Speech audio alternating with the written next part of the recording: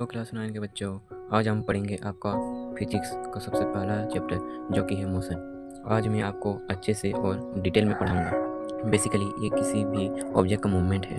किसी भी ऑब्जेक्ट को हम मोशन में तब कहेंगे जब वह अपना रेफरेंस पॉइंट यानी कि उस ऑब्जेक्ट का पोजीशन में चेंज होना ही मोशन कहलाता है। तो अब हम जानेंगे मोशन का डेफिनेशन हम एग्जाम में कैसे लिखेंगे।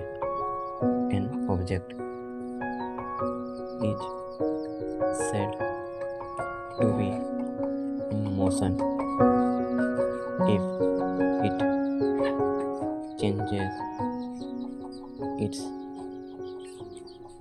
position with respect to their observer। एक ऑब्जेक्ट मोशन में हम तब कहेंगे अगर वह अपना पोजीशन चेंज करे with respect to their observer, उस ऑब्जर्वर के हिसाब से। अगर एक ऑब्जर्वर है वो किसी ऑब्जेक्ट को मान लीजिए देख रहा है, वो अपना ऑब्जर्वर के हिसाब से अपना पोजीशन जो है चेंज कर लिया, तभी हम उसे कहेंगे कि वह मोशन में है। अब हम पढ़ेंगे मोशन के टाइप्स को, जो कि मोशन के इन 2 टाइप्स होते हैं, जो कि यूनिफॉर्म मोशन और नॉन यूनिफॉर्म मोशन। अभी हम जानेंगे यूनिफॉर्म मोशन क्या होता है। यूनिफॉर्म मोशन तब कहेंगे जब एक object equal distance in equal interval time में कवर करेगा। जैसे कि एक कार मान लीजिए, यहाँ पर एक कार हम मान लेते हैं इसको, जो कि 4 मीटर डिस्टेंस कवर कर रहा है। कितना सेकेंड में? 1 सेकेंड में कवर कर रहा है। कितना मीटर? 4 सेकेंड।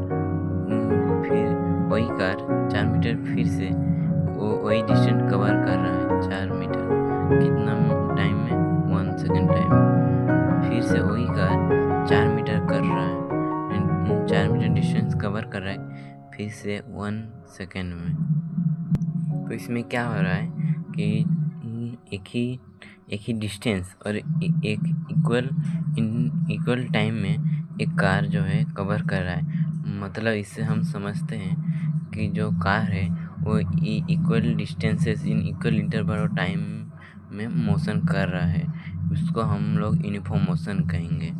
और नॉन यूनिफॉर्म मोशन, जो कि मान लीजिए वही कार है ए, मान लीजिए 2 मीटर कवर कर रहा है 1 सेकेंड में, और कवर कर रहा है 3 मीटर 1 सेकेंड में, और एक बार कवर कर रहा है 4 मीटर 1 सेकेंड में। इसमें क्या हो रहा है?